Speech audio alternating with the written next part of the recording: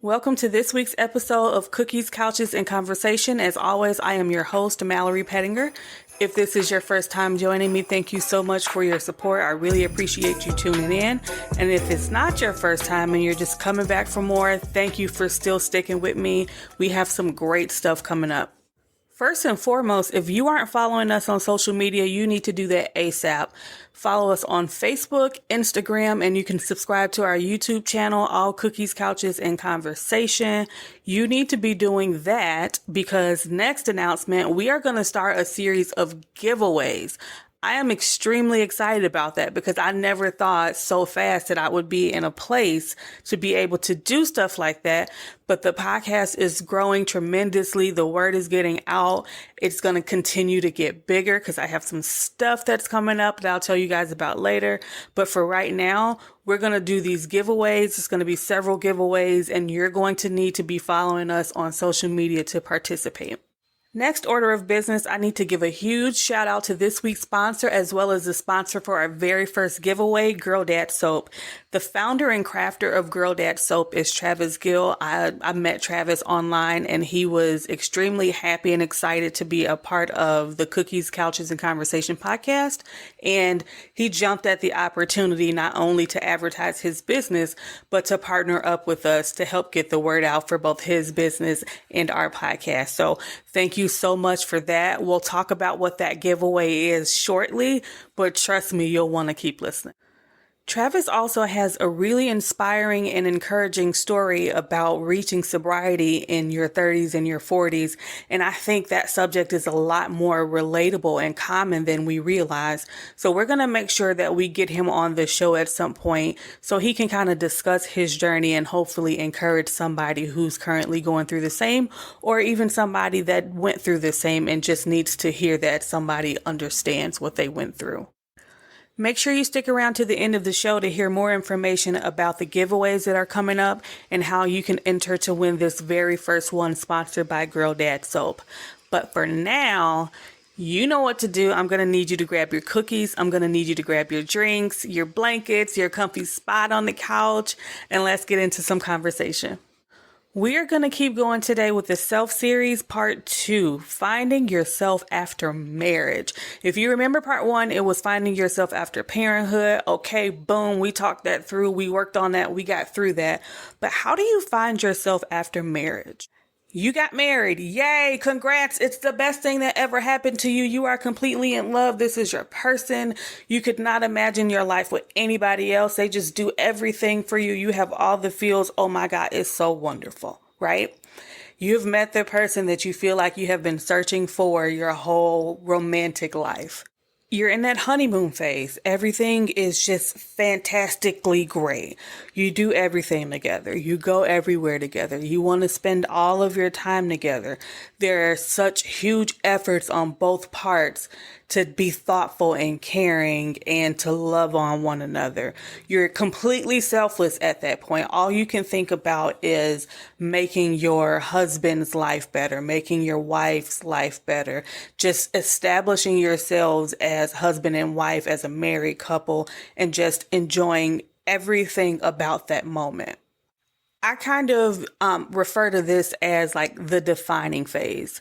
There's so much about who you are as a married couple and the things that you want and don't want in your marriage that you at this point start to define and kind of outline for yourselves. You start comparing yourselves to other married couples and couples in your family and just kind of figuring out where you fit in and all of that.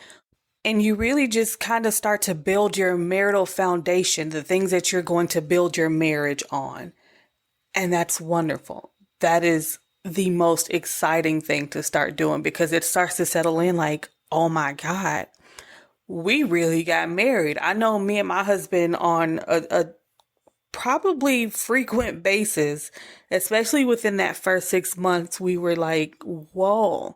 We're really married now. We really bought a house. Like it was just, we knew it, we felt it, but it was just kind of feeling like we were in a fantasy that was now reality and we were just kind of floating on the cloud. Honestly, we still are, but that's just who we are.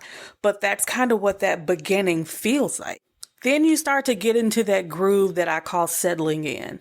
Okay, now that kind of airiness and floating is starting to come down and it's settling in like, okay, we're really married. We started to build something and now we can kind of settle into a routine. And that's kind of when life starts kicking up. Everything is going back to normal. Things get busy and you start trying to make a concerted effort that you need to invest more of yourself to continue to keep yourself on that high as much as you can, right? So you start to just make yourself a little bit more selfless in that maybe you don't go and do as many things out with friends and family that you did before because you want to spend time with your husband. You want to spend time with your wife. Maybe you don't go and you stay in certain places when you do go as long as you used to because you want to get home and make sure you're being intentional with your husband and your wife. And all of that is perfectly fine and it's normal and it's what you should do. I don't believe anybody should just give up everything. That's not something that I am an advocate of. But once you get married, you have to kind of start to compromise some of those things to make sure that person that you gave those vows to understands you have every intention on keeping those, and not because you said so, but because your actions show that. So you got married, you hit that honeymoon phase hard. I'm going to be the best wife and husband I can be, right? Then you started to settle into that groove a little bit. And it's like, you know what?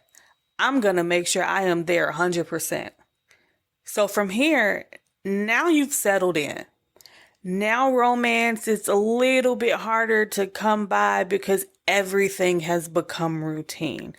Now time together is more so scheduled and hit and miss because time for each other is like not so much spontaneous anymore, but you need to schedule it because it's just so routine.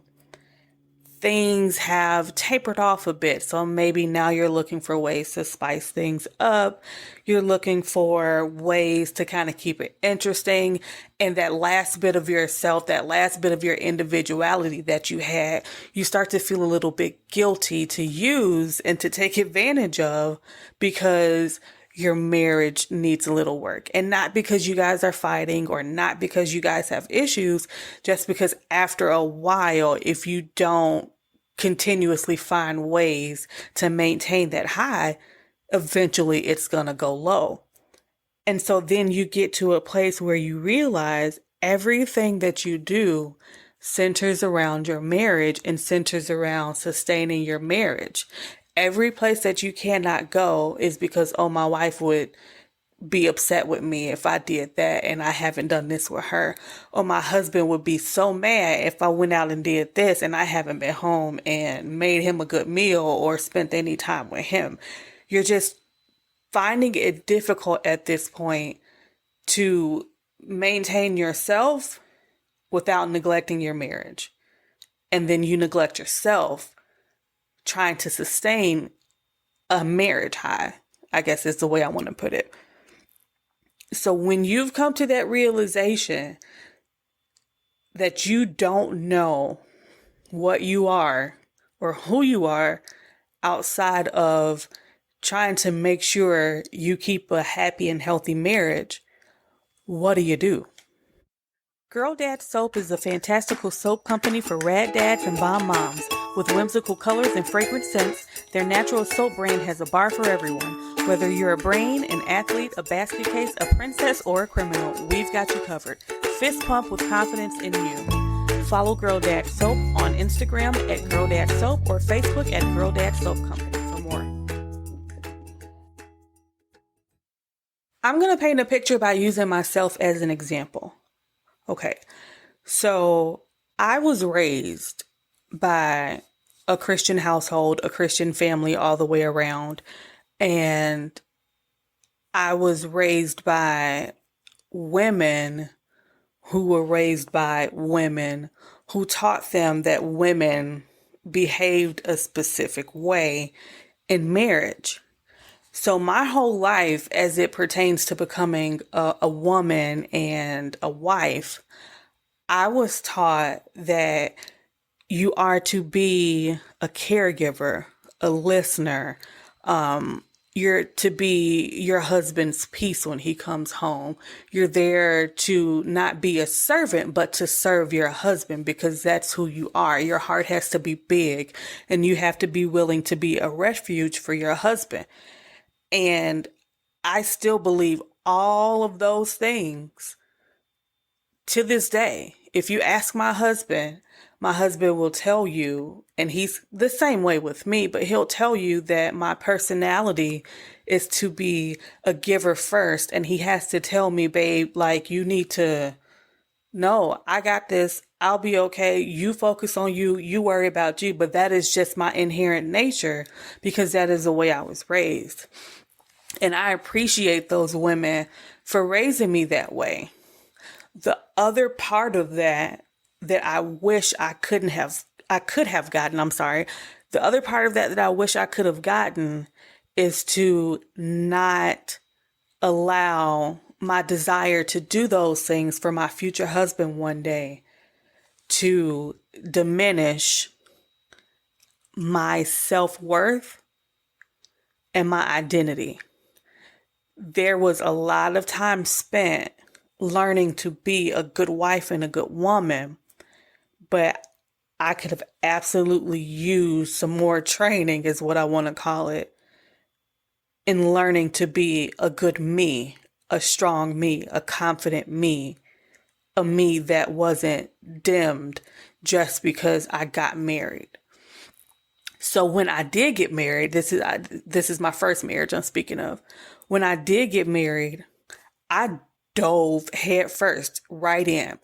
Everything that I did revolved around my marriage, my husband at that time, and that was like my zero focus. I had tunnel vision on being the wife that I was prepared to be for my entire life. What I didn't realize was happening over all those years was that I was not making friends. I was not taking care of myself. I was not doing things for myself. I was losing every piece of who I was inside of that marriage to the point that when that marriage didn't work out and I went through the divorce, I was more terrified of who I was and how I was going to make it just by being me. Like, that was a legitimate concern for me. I had no idea who I was outside of my marriage because everything over all those years that I was and that I put out revolved around that marriage. And that's kind of where you get to when you don't put a focus on yourself and only put a focus on marriage. It's perfectly fine and possible to focus on both. But doing that requires intentionality. And a lot of times we just let that fall by the wayside. I'll give you another example. I am in several local moms groups, and I see often posts like, I want to do this for my husband. It costs this amount of money. I don't know what to do. Should I get it? Should I not? Should I do it? Should I not? I would never spend this kind of money on me, but he really enjoys this. He really likes this. Does anybody have any recommendations? What are your opinions? So the very first thing that they do within that is say what they don't deserve. And they're not physically saying that they don't deserve it, but by saying, I would never do this for me, makes it clear that they're willing to do things for their husband, for their marriage, that they wouldn't even do for themselves because they don't value themselves enough. Another thing, I've seen 1,000 posts by wives who are conflicted with whether they should feel a certain way or not because they feel like they take so much time and put so much effort into validating their husband's feelings and concerns, but when it comes to them, they don't feel seen nor heard. And then they feel bad and they question whether it's okay that they feel bad. They say things like, am I just taking it too hard? Am I crazy? Just, it's interesting that a person will make themselves crazy before they validate their own feelings. But when you get lost in a marriage, that's what happens. Everybody's feelings are more important than yours because you no longer have an identity, a self-esteem, a self-worth that tells you my feelings are never crazy. My feelings are valid and my feelings need to be heard and my feelings need to be resolved. On the flip side of that, I've seen husbands and really men in general, but as it pertains to this subject, I've seen husbands who feel like they can't go to their wives because they've gotten so lost into being the idea of what a husband is supposed to be that going to their wives about certain things is going to garner a reaction, a bad reaction that they either don't want to deal with or they can't deal with it. So instead of being able to verbalize their feelings and verbalize the things that they want and need, they internalize it all and they just let it just dwindle away. So on their side of things, they're losing themselves in their marriage to the point that they can't even speak up for themselves and what they want and what they need because they don't feel like it's going to be received. I've also seen husbands, wives as well, but a lot in husbands who give up extremely important things to them because the marriage and the wife is more important than the things that are important to them. And that is completely sad. I mean, that is beyond sad. I've seen and talked to husbands who love to work on cars and they sold their cars because the wife wasn't appreciative of the car or the wife didn't find that hobby to be important enough to spend money on it and spend time on it. I've seen husbands give up things that they like to do actively because the wife felt like they needed to be home more. So instead of them having an outlet that made them happy, an outlet that got them some physical activity and companionship with their friends, they just needed to be at home. And outside of what we're talking about right now, that is probably one of the biggest things that's going to shoot a marriage towards divorce. Individuality is important. And a lot of people feel like once you get married, the individual needs to die. And that's not correct. At least no successful marriage that I've seen has made it so that you cannot be an individual and also be a partner within your marriage. So you went through that honeymoon phase. Wonderful. You started to settle in. Okay, I can see this. We're getting into a routine. Great. Then you settled in and you realized, you know what? What's going on here? Who am I? Why have I lost myself in this marriage? And what do I do? Fix it. That simple. Fix it. And I know it sounds easier than it probably is, but when it boils down to it, all that you can do is fix it. You either continue down the path that you're going on or you stop and you fix it. Simple as that. Fixing it can be as simple as carving out time for yourself. Saying, okay, we're going to make sure we spend time together, but I absolutely need to spend a little bit of time with myself doing something for myself. It could be speaking up for yourself. If you don't like something, if something makes you uncomfortable, if something hurts your feelings, men, yes, you need to say it hurts my feelings. Say that. I don't like that. I don't like when you do that. When you do that, it makes me feel a certain way. And I just feel like maybe we don't have to say that like that. Maybe we don't have to do that like that. Speak up for yourself. Have more self-worth and confidence in yourself to make change in the way things are going down within your household. Make time to go see friends. Make time to make friends. I mean, we talked about me and my struggles making friends, but when I do meet people, and I bring that to my husband is the first person to send me out the door if something is going to happen, or tell me to invite my friends over, or whatever the case may be, because he understands and I understand the importance of outside companionship with friends. Ask to compromise for things when it comes to activities for you and your spouse.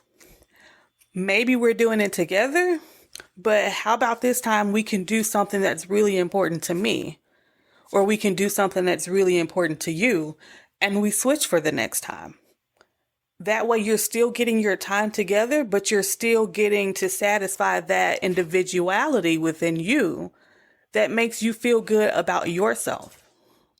Find a self-development activity, whether that's working out, whether that's reading, a new hobby, whatever. Find something that's going to help to make you better, because the better you are inside, the easier it is for you to stay connected to yourself and not get lost in trying to be something for somebody else.